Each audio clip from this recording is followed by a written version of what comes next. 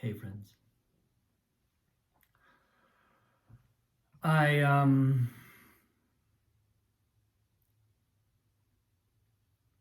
had a conversation this morning with a friend and student, and it opened up a door into something that I think is kind of it's on it's online in a number of ways, but it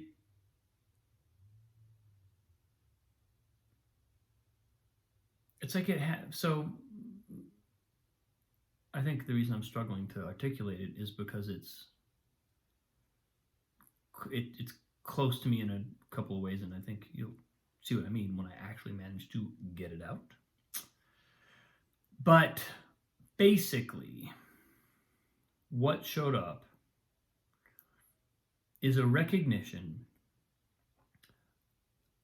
that when we all have relationships with people that we care about. We all have various kinds of friendships, and we the older we get, the longer we've known people. And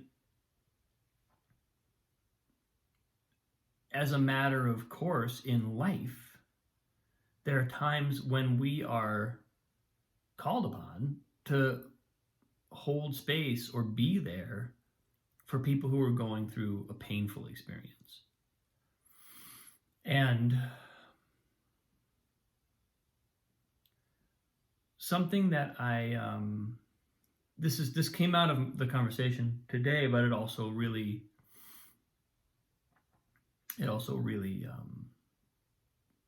sparked some reflection within me. Something that I've noticed is that there's kind of like two ways to engage that I engage with people who might be going through a difficult time or a painful experience or wrestling with a problem or whatever it is. And in short, the short description of the two ways that I'm observing is to say that in one of the cases I'm holding a space for someone, but I'm not engaging with their struggle or their pain. So I'm not taking it on. And in the other way, I actually kind of become embroiled in their struggle or their pain. And I kind of do take it on. And by and large, and I mean, you can probably imagine which of those two ways is more healthy, particularly for the person who's holding the space. Because when we actually kind of take on someone else's pain, it reduces our own strength, and it reduces our own kind of it can derail us. It can take us off track. And this is the thing that I was kind of observing in reflecting upon my conversation this morning, which is that when I do that, when I take on someone else's pain as part of the process of holding space for them, there's always something that I'm avoiding in myself that caused me to kind of grab hold of something, to grab hold of their pain, potentially because it just distracts me from my own, or because it gives me a pretense for spending my energy on them rather than kind of dealing with my own stuff, with whatever's really truly present for me, there's always some, I mean, it's kind of like the root of codependency. It's like the first, the germ, this is how, it's like the germination, the planting process of codependency is when you see someone else with a problem, and helping them solve their problem feels attractive because it takes your mind off your problems for a few minutes or for however long, a few years, a couple decades, right? It's codependency. It's how codependency emerges. And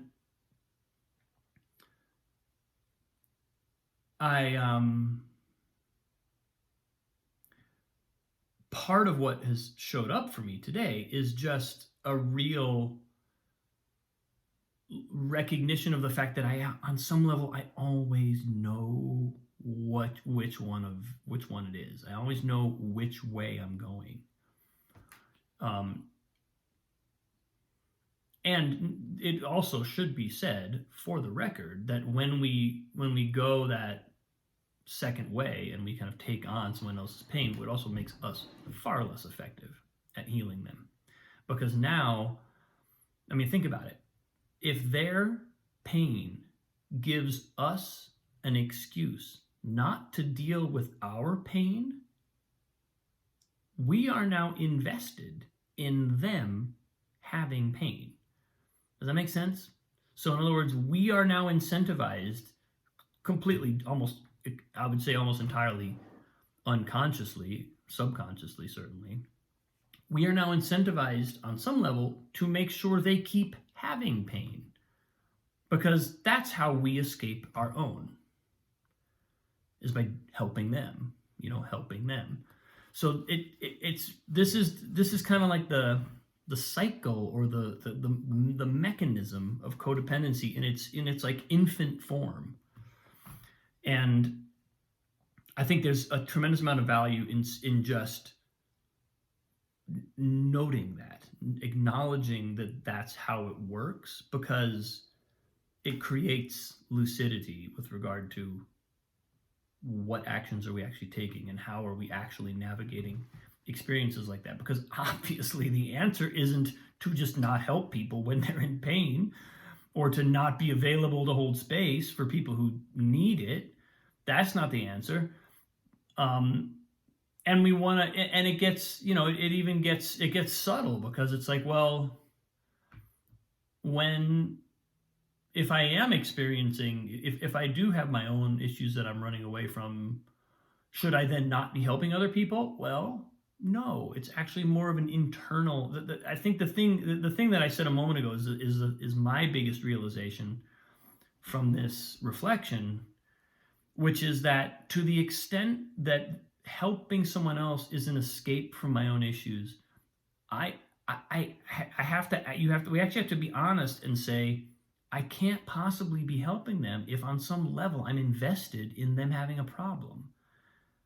And obviously that's going to be generally unconscious or subconscious, but once we know what to look for, we can more easily identify it. We can be more transparent to ourselves, because yeah, in service of someone else's healing, don't we want to be as clean as we can? Don't we want to be as effective as we can? Obviously we do.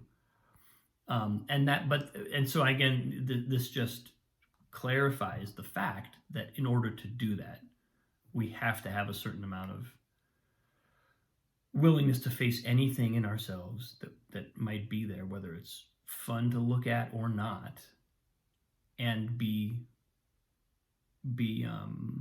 have the courage, the honesty, the humility, the patience to really look at that in ourselves. There's something I've noticed. It's kind of like when I started really when I really started teaching a lot and having a lot of students, and I started developing my sort of like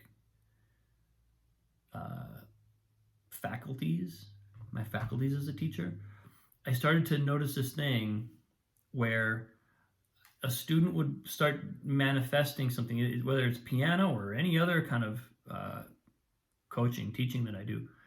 They would start manifesting an issue in the form of resistance, in the form of avoidance, in the form of wanting to look away from what they're doing, whatever it is. I honestly, even those examples I gave aren't really, they're not good examples, because it can be literally anything, but it's generally some kind of avoidance. What would happen to me is I would feel the urge to become, I would feel the frustration building in me. And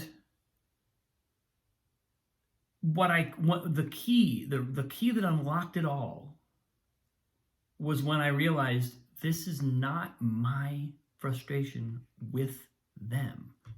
That person is unconsciously, usually, provoking in me the feeling that they're afraid of receiving from the world. And so, right? So like a student is afraid of judgment, they start to provoke. If I start feeling judgment towards them, if I start feeling judgy of my student internally, it tells me the student is afraid of judgment, and because they are avoiding this thing, and because they're avoiding it, it has to be projected outward, so it's hitting me, and I now have, and if I'm unconscious, I'm gonna actually judge them. Then I'm going to manifest the response that they're subconsciously seeking, but that's oftentimes a response that in their conscious mind they're horribly afraid of, or that they're at all costs trying to avoid. But the only way but at the same time, if I can be conscious of the fact that that's what's happening, and I start to feel judgment arise in me, and I can be lucid, and I can say, gotcha, you are afraid of being judged. Now I have a diagnostic tool in the form of my own nervous system and emotions and intellect that can be of service, because I don't just have to do what I'm feeling. I don't just have to deliver the response that they're trying to provoke. I can receive their projection and use it to diagnose what's happening, and then decide how to be most helpful to them. Like, as a teacher, I can decide, I can make my best judgment call of like what actually would be helpful here, and kind of do my best to serve. Can't do that if I'm asleep, or if I'm unconscious. Of course, in most relationships, that's it's not all teachers teaching teachers. It's like, we are ultimately all teachers teaching teachers. It's a funny thing. If we actually recognize that, so much of that type of these relationship dynamics that get really subtle, and that where things basically kind of under uncontrolled circumstances are prone to escalation, so much of that would go away. And I think, in a lot of ways, that's what a healthy society would look like. That's when, if you had a really enlightened society, that's how we would treat each other. We would always treat each other as though what you're provoking in me, whether it's pleasant or unpleasant, is teaching me something about you, and it's giving me the key. It's like decoding what someone else needs. And man, is it easier to do this in a teaching context than it is like in my relationship, or with my own child, or with my intimate family relationships, where there's a history and a whole slew of pattern behaviors and prefab responses to things. It's a far greater challenge to be such a clean mirror in those other contexts, in those more kind of entangled contexts. But at the same time, for me, that experience really teaches me, well, this is how it can work. This is what I'm capable of. I'm capable of receiving a powerful emotional response within my body and not acting on it, but rather using it to diagnose and decode what's someone else's needs, someone else's deep core struggles and needs. And there's no reason I can't do that for anybody. There's no reason I couldn't do that with my wife and child and family and everybody. I mean, it's not that there's no reason. There's no ultimate barrier to that. It's just a matter of, in each of those relationships, kind of disentangling the threads that are sticky, the places that are stuck and that don't allow that clean perception and that clean reflection to happen, to take us out of awareness long enough for us to kind of just act on those emotions and manifest the response before we go, oh shit,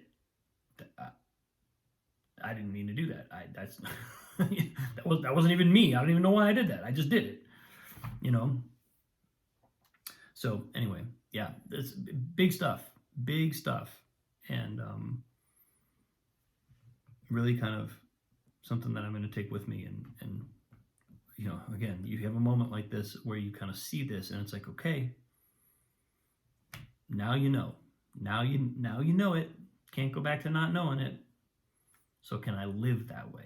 You know, that's the real trick. Thanks for watching, people. Love you. Appreciate you. Have a great day. I'll see you tomorrow.